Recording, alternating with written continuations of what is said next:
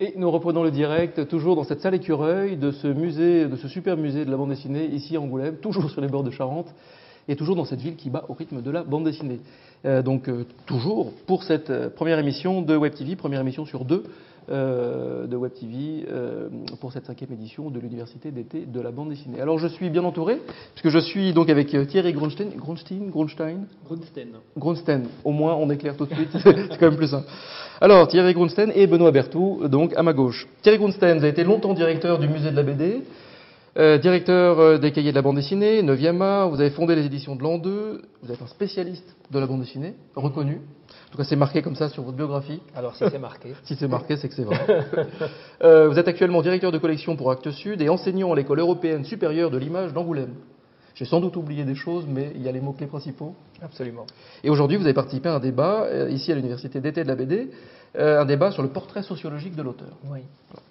Benoît Berthoud, maître de conférence à Paris 13, responsable du master culture et médias. Alors, vos recherches portent surtout sur l'influence du numérique dans la chaîne du livre et sur son impact sur la bande dessinée en particulier. Et vous avez participé aujourd'hui à une conférence sur la BD face au bouleversement numérique. Non. Vous avez participé à quelle conférence? Quelle est la place de l'auteur de bande dessinée dans la chaîne du livre? C'est-à-dire dans le système de production et le système éditorial de la bande dessinée. Mais l'impact et le lien avec le numérique également? Ça a été évoqué. Mais oui, c'était pas... Alors, ma fiche est fausse. Très bien. Alors, comment ça s'est passé aujourd'hui, cette première journée de l'Université d'été de la BD? Et vous, j'imagine que ce n'était pas votre première université d'été? Non, c'est la 5e édition de cette manifestation. J'ai dû participer à 4 sur 5. Ça s'est bien passé, c'était qu'une demi-journée aujourd'hui, l'après-midi, petite mise en bouche. La salle était pleine, active, il y a eu des échanges quelquefois même un peu vifs, donc c'est bien, ça prouve que les sujets dont nous discutons ne laissent pas indifférent la profession. D'accord, ou pareil même. Ah tout à fait, oui, mais c'est vrai que dès qu'on parle des auteurs, je pense qu'on touche à quelque chose qui est peut-être déjà qu'on connaît mal. Donc c'est vrai que quelque part le ton peut monter relativement puisqu'on est réduit à des opinions dans certains cas et bon ça peut s'enchaîner effectivement relativement vite, quoi. Et vous avez l'impression qu'il y a beaucoup d'auteurs justement qui ont fait le déplacement, qui sont là? Il y a en tout cas beaucoup de jeunes auteurs, puisque vous le savez, il y a à peu près 150 jeunes auteurs de bande dessinée qui vivent à l'année à Angoulême, donc plus les étudiants dans les différentes écoles, les auteurs en résidence à la Maison des auteurs, donc ça fait du monde. Et un certain nombre d'entre eux sont avides de ce type de rencontre parce que ça leur permet justement ça les aide à accéder à la profession. Ils en comprennent mieux les tenants et aboutissants.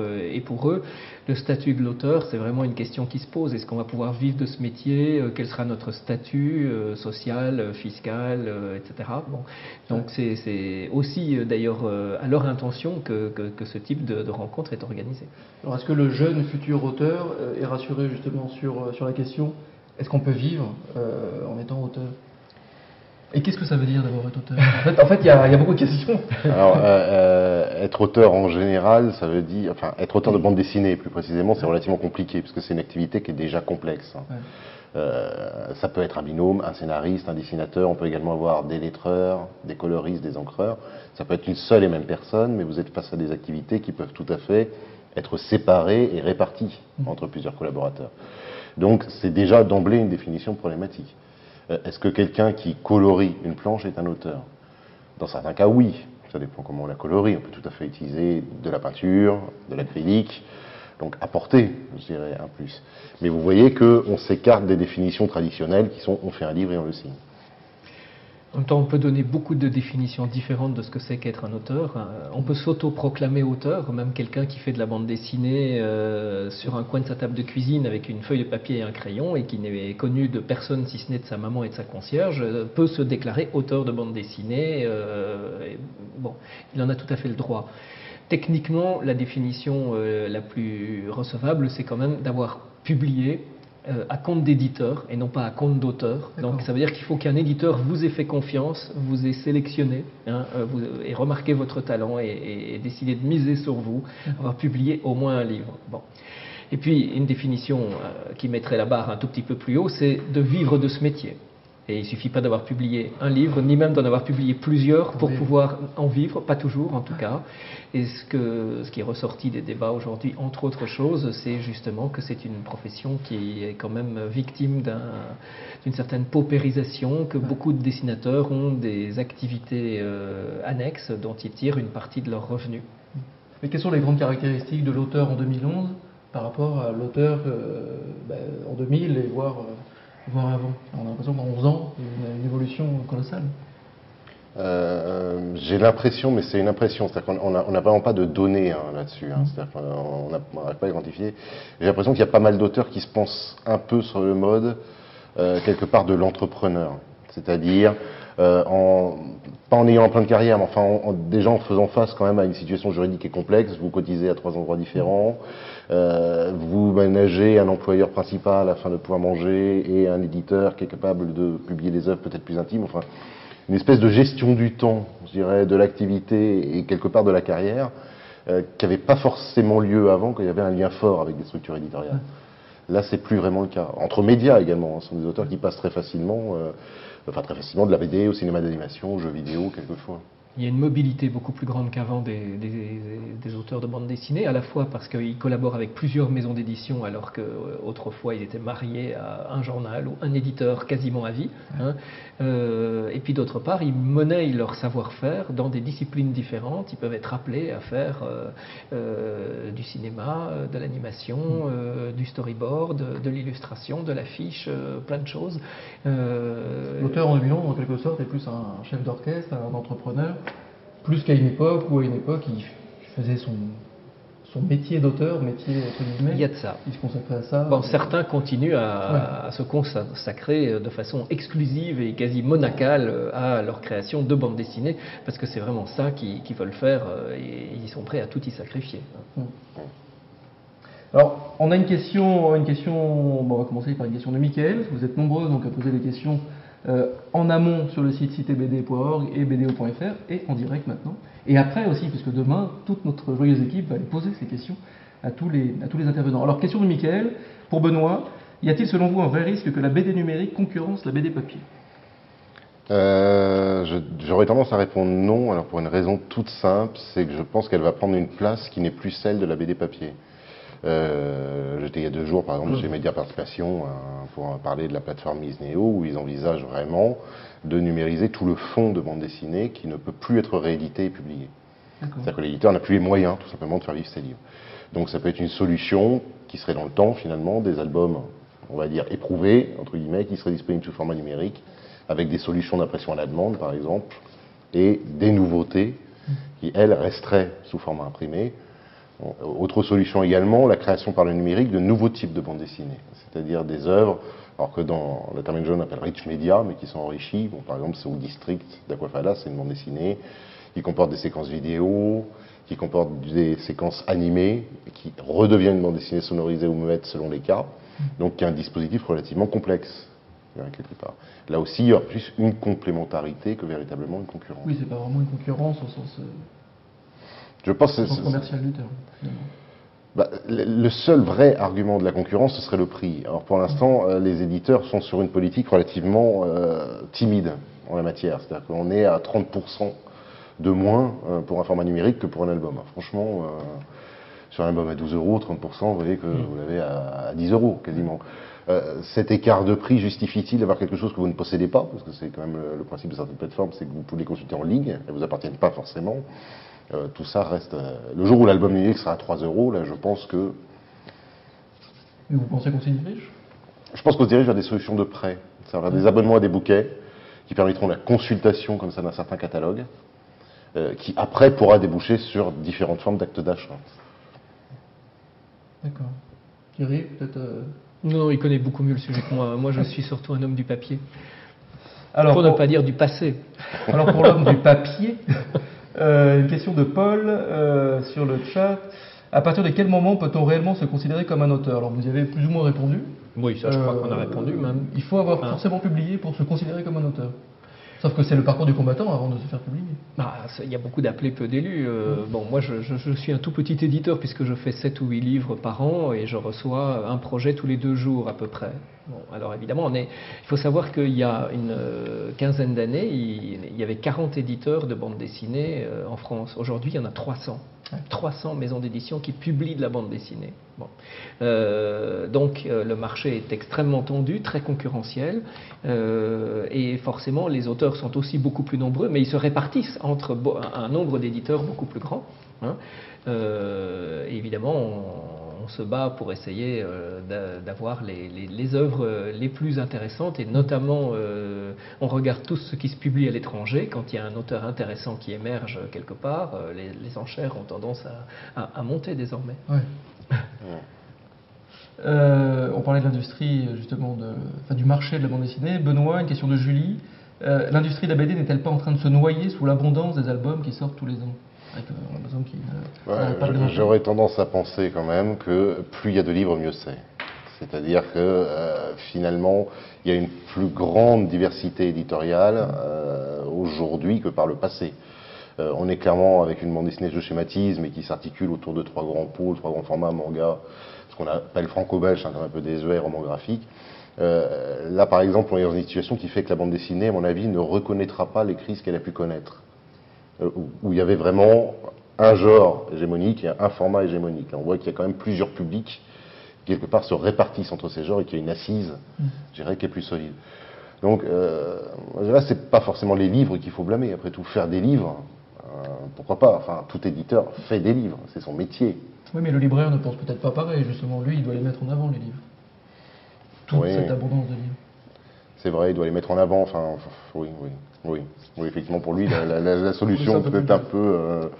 il y a des livres qui ont une durée de vie extrêmement courte. Hein. C'est vrai qu'aujourd'hui, ça se rétrécit. Il y a même des livres qui n'accèdent plus à la table des libraires, pour la bonne raison que le libraire, il a quand même un droit de vie ou de mort sur les livres qui lui sont proposés. Hein, les représentants des maisons d'édition passent leur annoncer les titres qui vont paraître et prennent les commandes, et le libraire a parfaitement le droit de dire ça, j'en prends pas, 0. Hein, il a tout à fait le droit, on ne peut pas le forcer en lui mettant un pistolet sur la tempe. Ouais. Et donc, de fait, les libraires manquant de place, ils ne peuvent pas pousser les murs, il y a de plus en plus de livres qui arrivent, il y a des cartons qui ne déballent même plus, ils les renvoient tels quels à l'éditeur quelquefois. Hein, ils font l'impasse, ils choisissent de faire l'impasse sur une partie de la production. Et l'éditeur, du coup, est obligé de trouver de nouveaux canaux de distribution, de diffusion ? Oui, mais depuis quelques années, on assiste quand même à une rotation de plus en plus rapide des nouveautés, à une baisse des moyennes de vente, même à une baisse des tirages. Et donc, ce sont des symptômes qui sont assez préoccupants.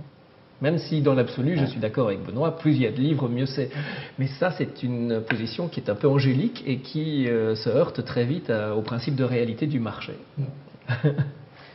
Là, ça me renvoie justement à une question de Pauline qui arrive comme un clin d'œil, justement. Thierry, pourquoi avoir franchi le cap de l'édition en créant les éditions de l'an 2 ? Bon, finalement, qu'est-ce qui vous a pris de vous lancer, sachant que vous connaissiez particulièrement bien l'état du marché, vous êtes lancé ? Vous l'avez dit tout à l'heure, j'ai dirigé le musée de la bande dessinée pendant longtemps, jusqu'en 2001. Et quand j'ai démissionné de mes fonctions ici, je ne savais pas du tout ce que j'allais faire après. Je me suis accordé une année sabbatique, j'ai étudié différents scénarios possibles. Finalement, j'ai choisi le plus risqué de tous, c'est-à-dire investir mes économies dans une maison d'édition qui n'a d'ailleurs pas tardé à les engloutir complètement. Pourquoi ? Parce qu'il me semblait que c'était le prolongement naturel de tout ce que j'avais déjà fait dans la bande dessinée auparavant. Puisque j'avais quand même été un petit peu scénariste, j'avais animé des revues, j'avais été critique, j'avais été directeur de musée, commissaire d'exposition, enseignant, plein de choses. Il vous manquait un métier. J'avais pas été éditeur. Or, pour moi, être éditeur, c'était une façon de pouvoir, par d'autres moyens, continuer à défendre une certaine idée de la bande dessinée que j'avais toujours essayé de défendre dans mes fonctions précédentes.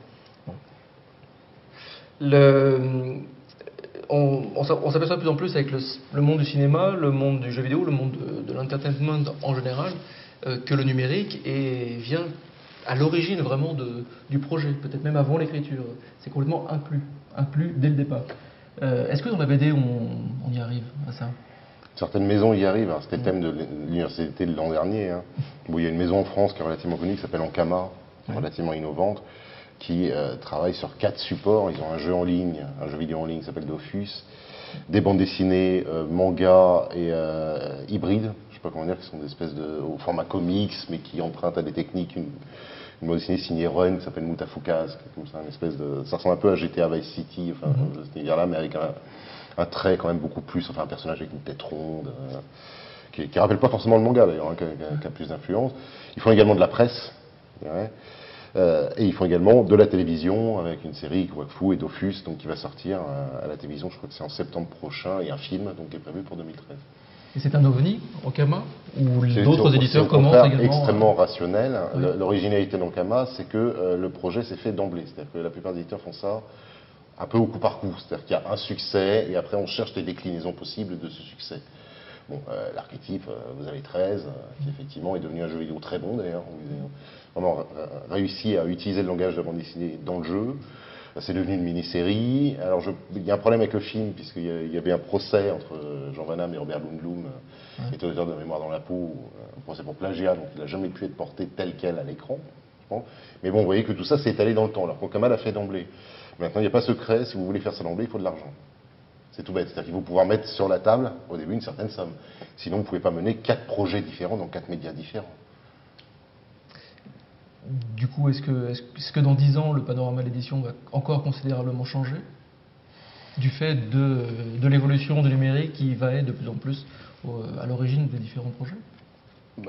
Le numérique, c'est beaucoup dire, je dirais plus écran. On voit par exemple un groupe comme Média Participation, qui possède les éditions d'Argo, les éditions Dupuis, a racheté des éditeurs pour finalement grossir l'importance de sa filiale, qui s'appelle Mediatoon. Donc il réalise des dessins animés, le dernier en date c'est Léonard par exemple, qui est déjà diffusé quand même dans je crois 22 pays. Donc vous voyez qu'on est avec des enjeux colossaux. Je veux dire, le coût économique d'un livre est négligeable par rapport à un film ou n'importe quel écran. Là, vous n'avez pas du tout ni les mêmes investissements, ni les mêmes bénéfices. À telle époque, on peut se demander si le livre n'a pas un côté un peu recherche et développement. Aux États-unis, c'est déjà complètement ça, puisque les comic books l'objet papier ont cessé d'être rentables depuis quelques années maintenant, et que ce qui rapporte et ce qui fait vivre les grands éditeurs, ce sont les droits dérivés, les licences qui sont vendues en particulier au cinéma. Tous ces films de super-héros inspirés des héros de la Marvel ou de chez DC qui arrivent sur nos écrans, ça, plus tous les produits dérivés que ça génère, c'est ça qui fait vivre l'industrie du comic book aujourd'hui, et c'est plus les bandes dessinées sur papier, dont les tirages se sont effondrés. Justement, on parle de l'objet papier. C'est une question d'Émilie. Alors, c'est une question à la base pour Benoît, mais finalement, c'est une question pour les deux, j'ai l'impression. En France, on a encore une philosophie de l'objet BD avec de belles couvertures rigides, etc. Sur le long terme, ce principe de qualité doit-il se maintenir, ou faut-il aller vers des objets moins chers, et la phrase n'est pas terminée, mais des objets moins chers, peut-être plus cartonnés, plus souples, innovants, ovniesques? Alors je ne sais pas si le problème est vraiment cher, parce que je vois, il y a quand même une maison d'édition qui s'est distinguée quand même par son envie d'objet quelque part, c'est l'association, avec Jean-Christophe Menu qui, dans son essai Platement, a tout de suite dit qu'il voulait faire des livres et non des bandes dessinées, et qui a adopté quand même des normes éditoriales qui étaient vraiment celles du livre, et pas celles de l'album. Donc le rapport à l'objet, il ne faut peut-être pas juste l'entendre dans le côté belle bande dessinée en couleur. C'est aussi un rapport qui peut vouloir, au niveau de ses caractéristiques, s'écarter au contraire d'une bande dessinée peut-être plus typée. Après, c'est vrai que je trouve qu'on fait des belles bandes dessinées aujourd'hui. Elles ont des dos ronds. Un éditeur comme Cornelius, par exemple, est quand même réputé pour la qualité de ses livres, avec du beau papier bouffant, c'est un beau livre. Enfin, je veux dire, là, on est dans une autre phase, quoi. Mais j'aurais tendance à dire qu'il faut aller vers le plus cher.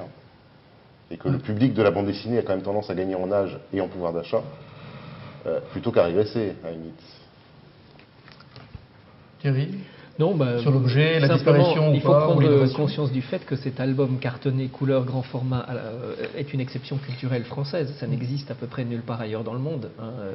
Les mangas sont des objets beaucoup plus bon marché et cheap à tout point de vue. En Italie, les fumetti, c'est des fascicules de gare. Aux États-Unis, le comic book, c'est aussi un objet pas très cher, souple, qui n'a que 32 pages, etc. Bon, donc pendant très longtemps, la France a vraiment été une exception. On est le seul pays qui donne à la bande dessinée une forme, un objet aussi noble et une pérennité. Bon. Maintenant, ce modèle est en train de se répandre à l'international, y compris sur le marché américain, grâce au concept de roman graphique. D'accord. Merci messieurs, vous êtes prêtés à ce petit jeu des questions-réponses avec les internautes. Continuez à poser des questions ici en direct. Alors, je vous propose tout de suite un sujet avec une petite interview de Dominique Lebrun, qui est écrivain, mais qui est également secrétaire général de la Société des gens de lettres.